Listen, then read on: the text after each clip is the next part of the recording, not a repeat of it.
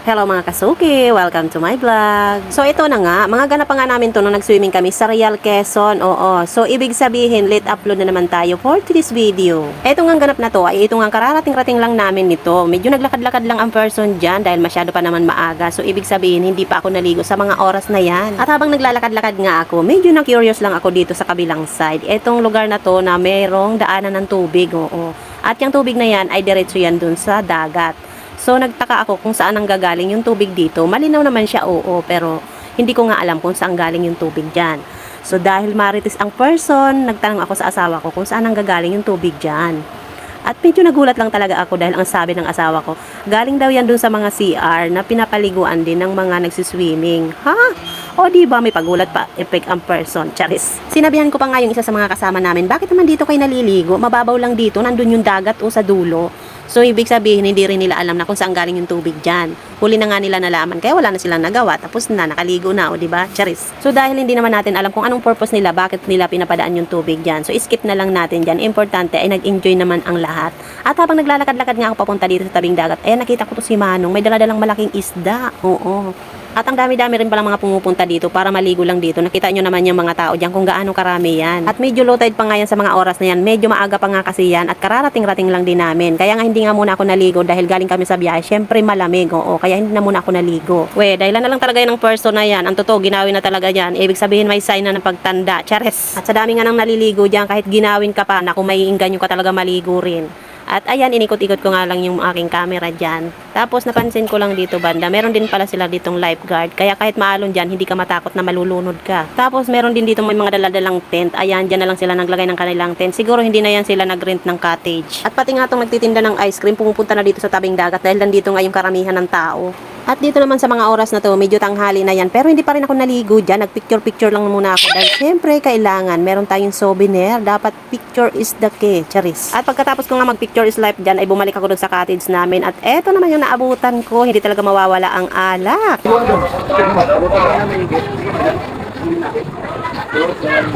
Hi guys, aga nila magtatay. Hi guys.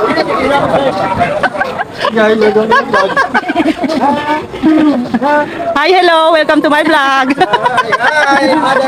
At dito naman, naligo na ako dito dahil yung asawa ko nagpasama dito dahil videohan ko daw siya dahil siya ay magtatampisaw sa laki ng mga alon. Charis. Parang bata lang ang person na naglalaro sa alon ng dagat kaya naman tawang-tawa ko dyan. Tignan mo naman, hindi sumasabay sa alon. Nauuna pang tumalon ang person. Isa pa, isa pa! Kaso maliit lang. Okay na yan! Ikaw mo kay Victor, ha?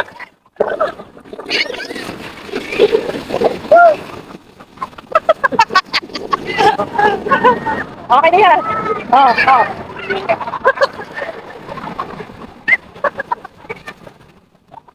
At pagkatapos nga maglaro nitong asawa ko sa malalaking alon na para bang bata, eto lumipat na naman kami ng pwesto at dito daw ay videohan ko na naman siya at picturean pa nga. Ayan, may pasahod-sahod pang nalalaman ang person habang kinahampas-hampas ng dagat. Charis. Sobrang OA.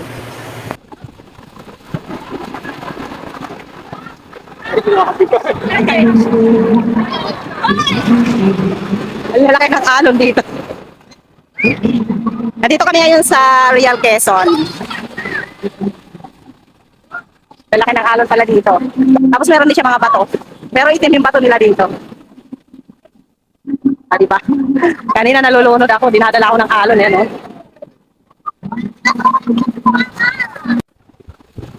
At dahil tapos na yung asawa ko maglaro sa malalaking alon at magtampisaw sa dagat, eto naman ako. Ako naman yung magpipiling model. O, diba? Sabi ko, hindi lang video gagawin mo, picturean mo din ako. Charis, gaya-gaya yarn. At dahil nga mainit, medyo nasisilaw lang ang person. Ayun, nahirapan magpiling model. Ano kaya magiging itsura ko nito? Charis, sobrang OA ng girl na to. At dito, hindi pwedeng hindi ko kukunan ng video dito. Dahil dito nga ay napatagay ang person. Ayan, may dala-dala akong isang boting ganyan. Dahil itong asawa kong makulit. Magdala daw ako ng ganyan, ayan tuloy na patagay. Dalawa lang kaming uminom dyan pero hindi namin naubos. Paano ba naman? Ay parang nag-iiba na ang aura ko. Diyos ko, nalalasing na ang person. Nag-iiba na ang boses, nagiging maingay na. Chares. At eto na nga, matapos nga kami magkwentuhan dyan ng masinsinan habang kami nagtatagay. Eto, nagyayaan na. Sabi magligpit na daw at uwian na. Ay siya, sige for the go. Pero itong asawa ko habang nagliligpit, aba yung aming daladalang styrofoam iniwan, hindi na ikarga. Muntik pang maiwanan. Biglang iiwanan yung styrofoam, no? Yung pinaglalagyan namin ng pagkain. Yung pagkain natin, sayang yan. Lagay mo dito. Okay, uuwi na kami. Tapos sa swimming. Nag-enjoy ang lahat. Ayun na yung iba, naguna-una na. Ito yung isa.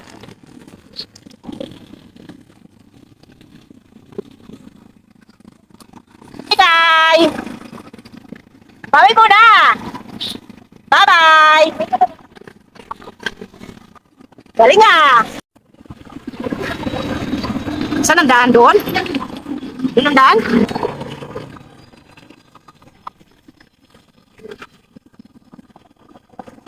May iwan si Puday. Nako, halatang halata talaga kapag kaalam na lasing na ako dahil nagiging maingay na nga ako at madaldal na at ayan, nakatulog na ang person habang tumatakbo yung tricycle. Oy, malaglag ka dyan. Charis. At habang binabagtas nga namin ang daan pa uwi, eto, meron nga kami mga nakasalubong dito na mga nagpapared. Merong mga Rena Ilina, ano to, Santa Cruzan. Parang Santa Cruzan nga ito, tignan nyo naman, oh. Mga nakagaon ang mga person. Charis.